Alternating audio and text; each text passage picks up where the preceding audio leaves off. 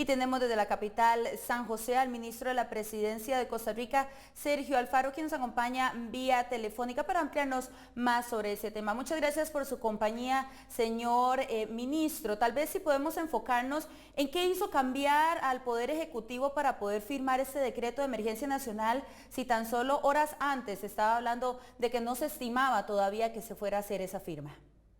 Sí, buenas tardes.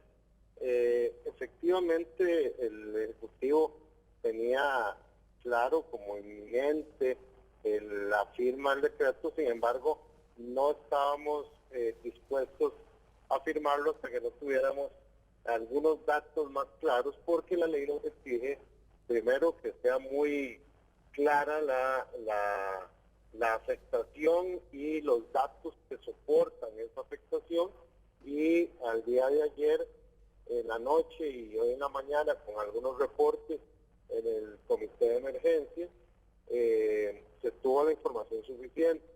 Básicamente, la afectación a la vida de las personas es una de las primeras causas, pero también hay unas grandes pérdidas en las industrias agrícolas de la zona caribeña, principalmente en piñas, banano, papayas, y una afectación grande también a productores de leche y muchos otros pequeños y medianos productores de la zona, los cuales se vieron muy afectados por las inundaciones. En este sentido, cayó el agua del 75% del agua que se esperaba en el mes, cayó en un fin de semana, y esto nos hizo ya con estos datos tener las bases del fundamento. Además, para activar el crédito del Banco Mundial era necesario también hacer este decreto y poder comenzar a ejecutar una parte de esos fondos, y como ustedes bien lo dicen en la nota, comenzar a preparar el plan de emergencia que exige la ley para poder atender y reconstruir las necesidades de lo destruido por este fenómeno climático. Señor ministro, evidentemente es muy necesario el arreglo de la ruta. La infraestructura vial sería como uno de los temas principales de este decreto. Se estarían estimando aproximadamente, según la información que dábamos ahora, 14 millones. ¿Qué va a pasar con los 16 que sobrarían de los 30 millones de dólares que estarían solicitando el banco?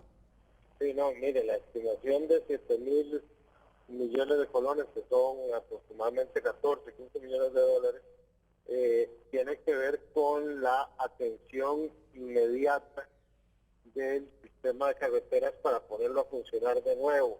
Esto no garantiza la reconstrucción de la totalidad de las carreteras nacionales, y a este monto habría que sumarle, además de la reconstrucción un poco de carreteras nacionales, habría que sumarle la reparación y reconstrucción de carreteras vecinales y municipales, que todavía no hay un inventario claro al respecto. Entonces estaríamos esperando que al menos el monto solo en carreteras se duplique o más, y todavía falta muchísimo más de construcciones de diques, de establecimiento de restablecimiento de servicios de agua potable, del conducto, que viene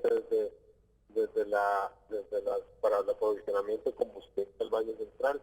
Entonces tenemos una situación compleja donde la inversión va a ser grande, y probablemente los 30 millones de dólares que se anuncian serán una parte de lo que sea necesario invertir al final de la jornada. El monto final lo sabremos dentro de unos 3 meses. Señor ministro, vieras que tengo la duda, y es que el día que el señor presidente Luis Guillermo Solís tomó el poder en Costa Rica, él firmó un decreto para arreglar la infraestructura vial, precisamente uno de los temas más importantes que estaba tomándose en cuenta en el país. Pudo haberse evitado lo que está sucediendo específicamente en la Ruta 32 si se hubiese cumplido al pie de la letra lo que el presidente en aquel momento firmó. No, porque lo que sucedió en esta ruta que usted indica, básicamente fueron unos derrumbes en la zona montañosa, la cual no estaba contemplada en el decreto que firmó el presidente, y los puentes que formaban parte de aquel decreto, ninguno de ellos se vio afectado en este desastre, ¿verdad? Esto es una acumulación de problemáticas de carreteras aledañas a la 32, las cuales muchas de ellas tienen años de necesidades de mantenimiento y las cuales pues habrá que comenzar a reconstruir algunas de ellas ahora.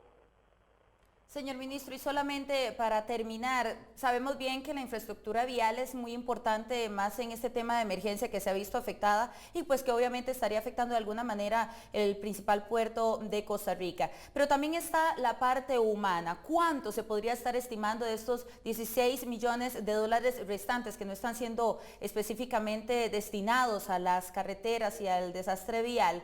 Podrían estar siendo destinados a escuelas, a viviendas, porque si bien es cierto, Limón es una de las zonas donde la pobreza es uno de los temas más trascendentes.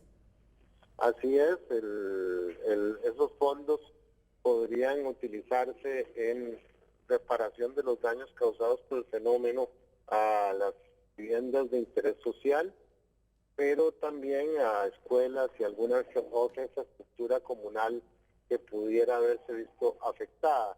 Esto tiene que formar parte del plan de reconstrucción, por lo que esperaríamos tener el inventario dentro de un par de meses, que es lo que el plazo máximo que pone la ley de las instituciones para dar ese inventario, y luego de esto la elaboración del plan, que esperamos que no tarde más de un mes adicional. Estaremos muy pendientes en esos 2 meses, señor ministro Alfaro. Estaremos tocando su puerta para que nos pueda brindar ese informe que nos está mencionando en 2 meses. Muchísimas gracias por estar con nosotros.